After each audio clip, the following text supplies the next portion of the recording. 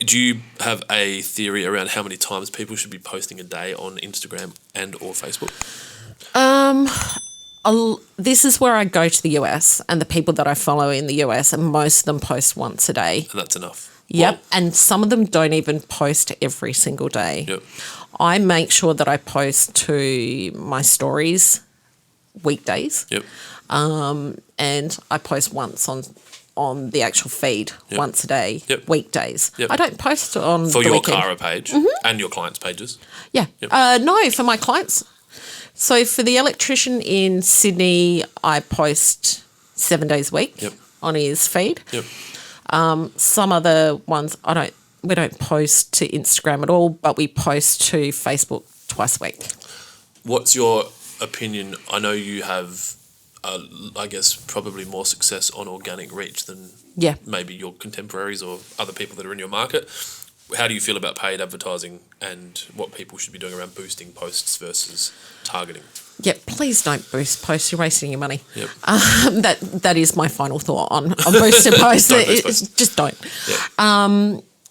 The cheapest way to actually run any kind of social media campaign on Facebook, so Facebook and Instagram, I whack those two together, get your list, upload it to the ads platform, and then Your list being email addresses. Of your clients, and then say to Facebook, hey, I want you to find people that are between 0 to 1% different to these people, 1 to 2%, 2 to 5%, go up to 5%. And target them. Yep. It's the cheapest way, because what you're doing is you're saying to Facebook, look, I've already got these people, and as long as they've registered Facebook with the same email address that you've got, which is very likely they have. Yeah, you're going to score more clients, and it's cheaper. What's the minimum number of email addresses you think you'd need for that to be effective and successful? 100. Yeah, I thought 100 would be about the right number. That's pretty crazy. Yeah. And they'll say, oh, look, you need 1,000 people or 2,000 people on your list. Nah, you don't. It's funny just thinking about it. I think I've uploaded a list and I haven't done much with it. But it's funny what you know versus what you do. Yeah. Because I get lazy and busy and I'm like, I'll just not boost it, but I'll quickly put an audience together and just use the list. The same audience. It's so much cheaper because Facebook doesn't have to think so much about it. Yeah. It just goes and finds other people who like similar pages. There, isn't it? It runs the algorithm. I hate saying algorithm all the time, but it runs that. It does, and finds more people like that. And it's just so much cheaper as well. Yep. So, like, a lot of my clients will then ask, so the first ask is, how do I target an audience through ads? The second one is, how much do I spend? So here in Adelaide, $5-10 a day. Seriously, you don't need to spend any more than that. Sure, the more you spend, the more you get. Yep. And it is quite literally that linear. But you don't need to spend a lot of money. So it's something that you can have ticking over. And if you've got a website, if you run to your list, your email list, and if you've got a pixel on your website and you run to people who have visited your website and been pixeled, very cheap way That's all you need to do is have that running all the time. Yeah. Because the pixel change, like obviously people that are pixeled to your website's continually changing. I guess is there a fear that if you just have the same 1% against your list audience running all the time that it becomes dead? You know what I mean? Like if you just turn that on at $5 a day and ran it for 365 days, by the end of that, is it like these people are like, I've seen this, or that repetitiveness is... No, that repetitiveness is actually dealt with when you do the ad, because you can set timeframes as to how often they see that ad. Yeah, okay. Cool. That's pretty cool. So I can't think if there's any other questions that are related to that. I really wanted to just make sure that we kind of put together a quick, these are the things you should be doing. Is there anything you want to add? Yeah, so I think the things coming into it were, just don't show me continuous photos of your pretty... Yep. Thing. Tell me how to look after my landscaped garden or even my driveway after you've done it. Yep. Show me how to do it, because the thing is the more that you show people and help people, they will get to a point where they can't do it themselves. And who will they come to? They'll come to the person who's continuously shown them how to do it and helped them along the way. understand your audience and understand what drives them. Those 5 things that I was talking about: the fears, the needs, the beliefs, the values, and the goals. Yep. And use those words in the content that you put out, because it's all about them. Sorry, guys, it is not about you. You do pretty stuff, but we're the ones that are actually paying you. It's interesting how much the landscapers I see protect their Instagram feed, like the look of it, and how much they care about the... Oh, the 9, the perfect 9. Yeah. Oh, no. So, that was one of the things that I actually got rid of. Once again, after looking at a lot of people in the US, the people that speak a lot on Instagram, I looked at it and went, you guys don't worry about the perfect 9. Oh, and for Instagram, show us photos of you as well. put you in the picture. Yep. Yeah. Post at the right time. And what was the other thing? There was something else that I was thinking of earlier. Well, you talked about posting for your audience, post at the right time.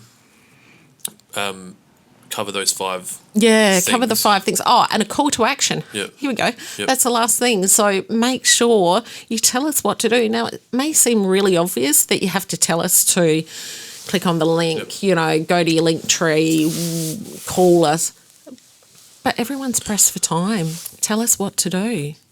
Linktree, something you just mentioned. Yep. Talk about that, because that's probably something I don't see a lot of people using. Okay, so Linktree is actually a piece of software. It's an app where you can put, how you're only allowed one link in your bio. Yep.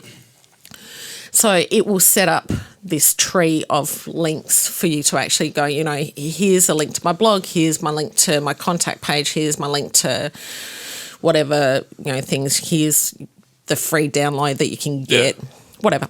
So it's a great way to do it if you don't have a website. If you have a website, I'm all for setting up a page, and this is how I've done it. I've set up a page called Instagram on my website, and that is where my link tree is, and it is a very bog standard page. So it's got all the links. And then if you want to post a new article and say on your website, you can have it on your link tree. Yeah, basically. And it is quite literally, links in the bio.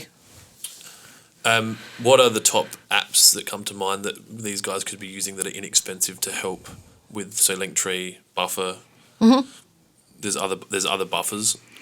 Yeah, so Buffer is free. Yep. There is a free version. Yep. That's a great one. Canva. Yep. Perfect, Canva is free. Yep.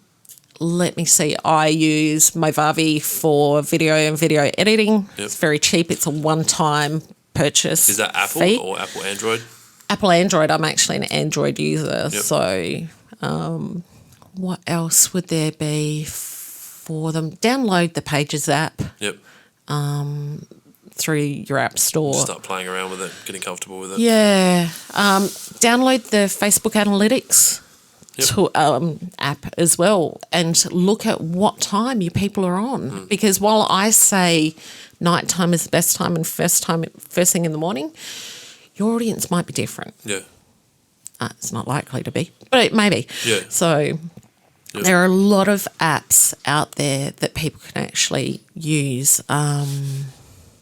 And some image editing software. There's lots of different ones that you can actually manipulate the images on the go. Or make those kind of pic collages and that jazz. Yeah, I still prefer Canva for all that kind of stuff. With Canva, there's no watermark on it.